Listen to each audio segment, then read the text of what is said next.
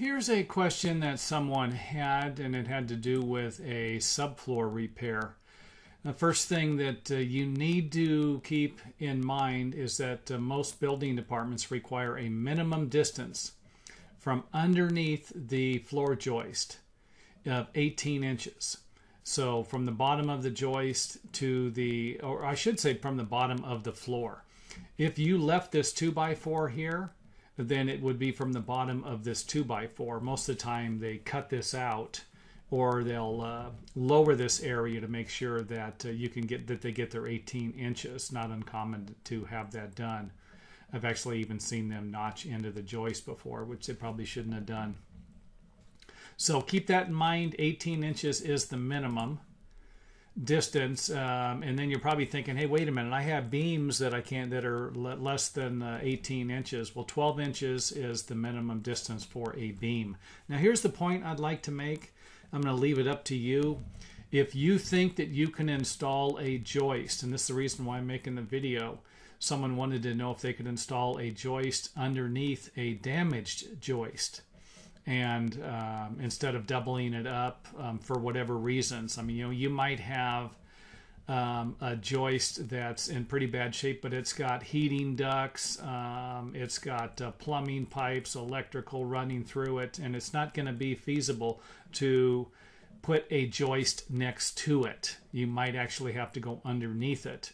So if, and here's just a suggestion, if you have at least 12 inches, I would imagine most building departments aren't going to have a problem with this if it's only 1 or 2. If it's the entire floor, or 5 or 6, they might. So just keep that in mind. This is just a suggested repair for something like this. So can you go underneath it? Maybe you can use a smaller one. If you have a 2x8 joist, maybe you can use a 2x6 underneath it to provide you with the strength that you need for the support. So let's take a look at it. You would need to use a top flange hanger unless you have a beam. If you have a concrete foundation, some stem walls, you might need to use a top flange hanger. If it's going to attach to a wood beam, you can use a different type of hanger for that. So I'm using the top flange here because it is a concrete foundation.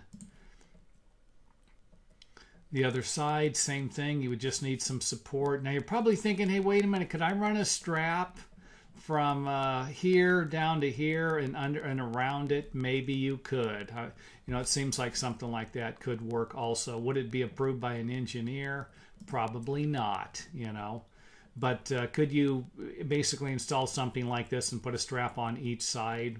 Well, it's going to be better than leaving it, the joist, damaged like it is. So that might actually be a consideration. Now, here's one more thing I'd like to point out.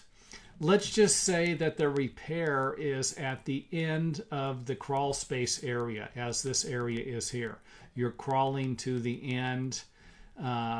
Something like this probably isn't going to be a problem at all. If you were to put a joist underneath a couple of these, this isn't an area that's going to get accessed a lot. You're not going to be crawling under this area a lot, but you actually would.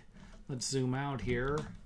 You actually would if it was located over here. So, if you think about it, the access into here, I hope this is in the frame, the access would be into here, and then you would have another access hole here.